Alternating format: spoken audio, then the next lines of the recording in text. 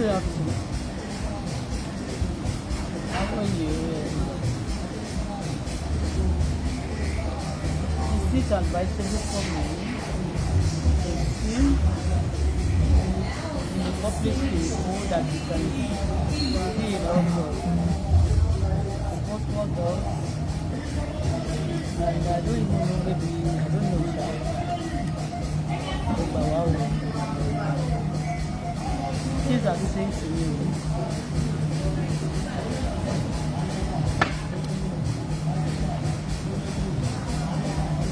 Àwọn ọmọ kéékèèké bóyá mo ti ẹ̀mọ̀ bóyá bóyá yóò small girls, small boys in the water. You advise me. Iye tó yìí. Mo ti sọ pé tẹ́lẹ̀ pé kí n wá. But the other place wọ́n kọ́ lọ́ọ̀dì sí bí wọ́n ṣe fún mẹ́rin nìyẹn tí wọ́n ń sùn finishing boys like this dreadlock some girls also with their nose pierced and everywhere pierced. What do you suggest? I don't understand. Kò sí òtẹ́ yẹn ṣe wọ́n tó kò sí bó ṣe ṣí kò find this thing. I don't like ẹgbà mi kílẹ̀ advice.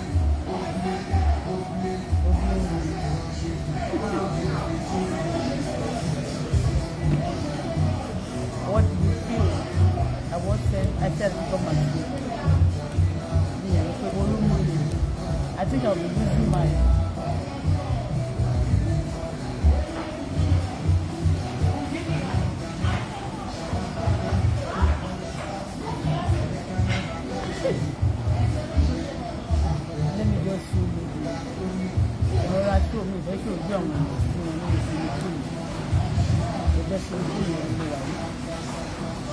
What do you think?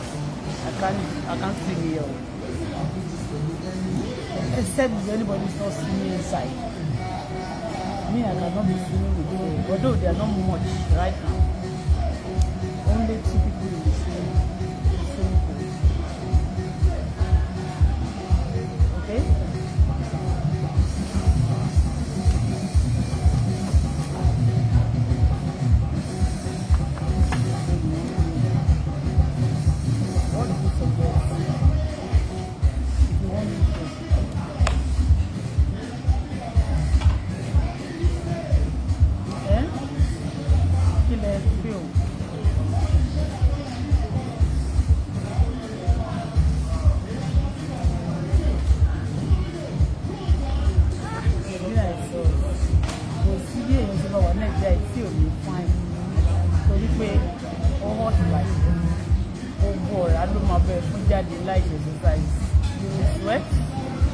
One energy calorie every day for life.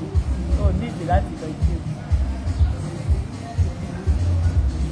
And also, òrùn yẹn náà tó bá ta sí ọ̀lára tí o máa ń fún ọ ní vitamin tí wọ́n fún wọn.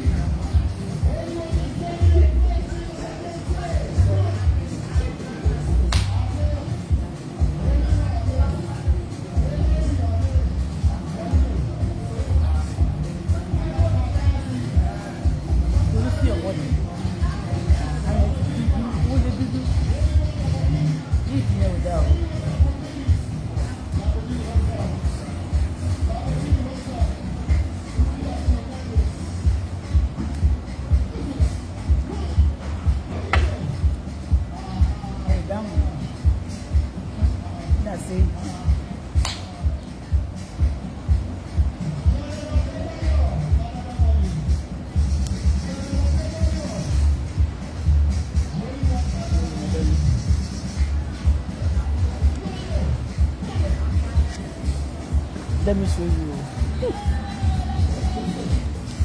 That's really cool. I don't want to put it up. You see? You can see. I don't think I can back for that swimming. Nobody advising me. Egba. I'm going to go barbaric to swim. I cannot bath in public swimming pool. It's not respected. It's not. not a good one. But the power when swimming pool, like you know, swimming pool, they just public where everybody might be.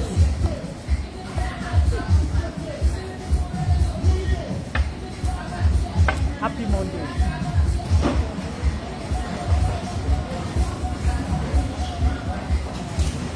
I'm going to go back home.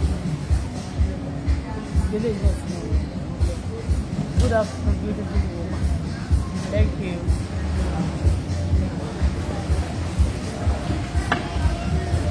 Good afternoon. Oh my God. Today is Canada election for the Prime Minister. I wish Canada best of luck today. Best of luck. Best of luck.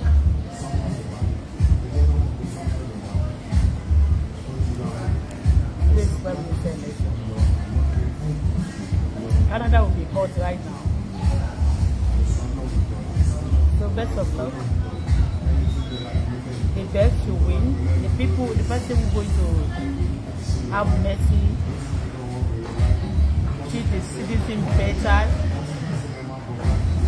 By God's grace, the person should win the election.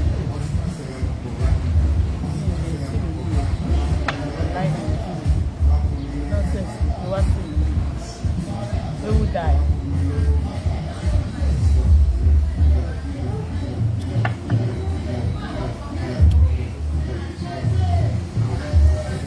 So, if you see for work, that's not correct. Yeah? I think they're touched already. They have not touched it, but they're about to touch it.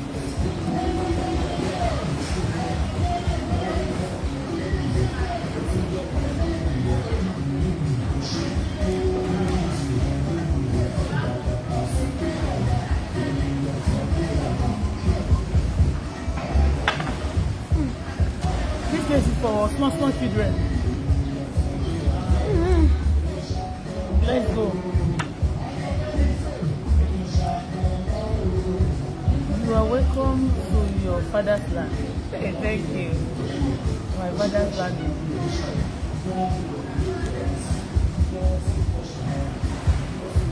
Olumumbio.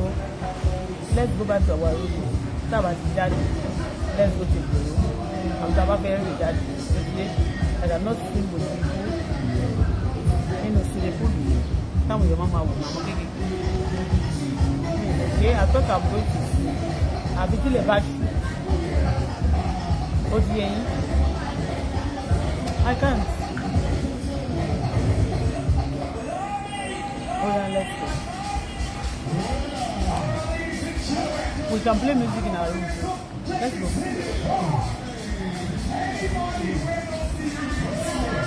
How much is this? Bola, how much is this? How much is our bill? How much is mods? Okay, mods is 1,000 and this one is 400. So can I pay you in my room? I want to pay in your room.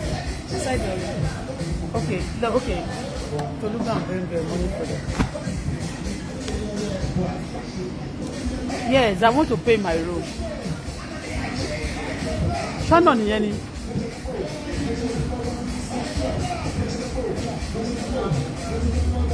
Do you close your swimming pool close by what time?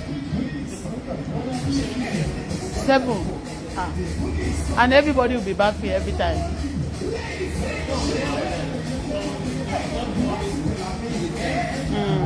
I feel like swimming, but I cannot swim with people anyway.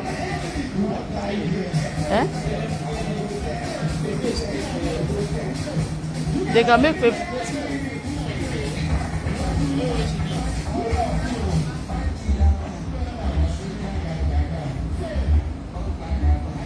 Okay. Ṣé ẹ̀yà wèrè ẹ tún ti bẹ̀rẹ̀ orí burúkú yín ẹjọ́ tó Ọlọ́run ẹ jẹ́ fẹ̀dọ̀ mi lórí òróró ẹ̀yin tí ẹ ń jubilate pé wọ́n dìpọ́tì ara yín ẹ̀yin lẹ́mọ̀ eléyìí tún ti sọ pé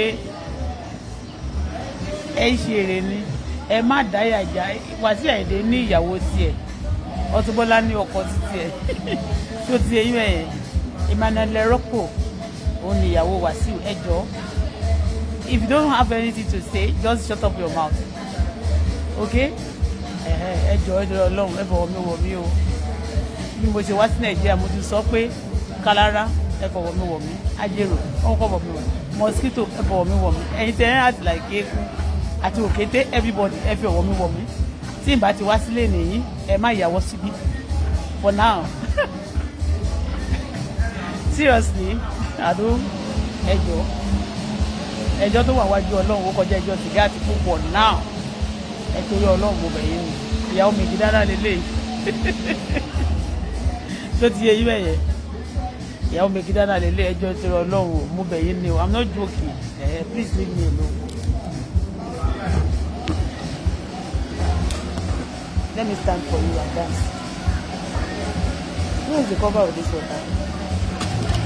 Irú eléyìí sì bí tí mo ti kúrò yẹn 400 ní omi eléyìí ní omi bíbẹ̀ yẹn eléyìí sì 4,000 níbẹ̀ mọ́ọ̀tì wọn náà bóyá 9,000. Smile alright ẹ̀dùn rẹ̀ lọ ẹ̀jẹ̀ koríta ló kún tó gbá ẹ̀ báyìí dókítà tàdé dókítà tàdé koríta ló kún tó ìgbà ẹ̀ olówó tó ti yẹ yín ní dókítà tàdé. K1 is coming for me. Maybe you have, if you know what I have for K1 too, you will pity him. When I pay to you, Lori, if you know what I have for K1, you suffer, you will sorry for him. It's coming for me. Me too. Let's take one more water. Take one water now. Me, I want water. Leave them the rain for them. What do you mean?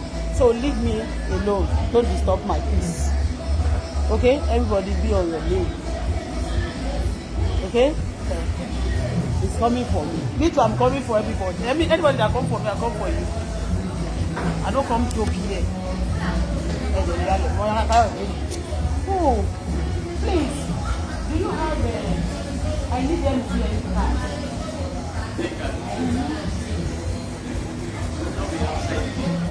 Okay, somebody tell you after the game. Yes. Okay, they can come in. Yeah. Okay, we need Nigerian number. Let me go outside the gate. Oh, but I don't want to go. Thank you. Yeah? Oh yeah, let's go. Take the water. It's a cool.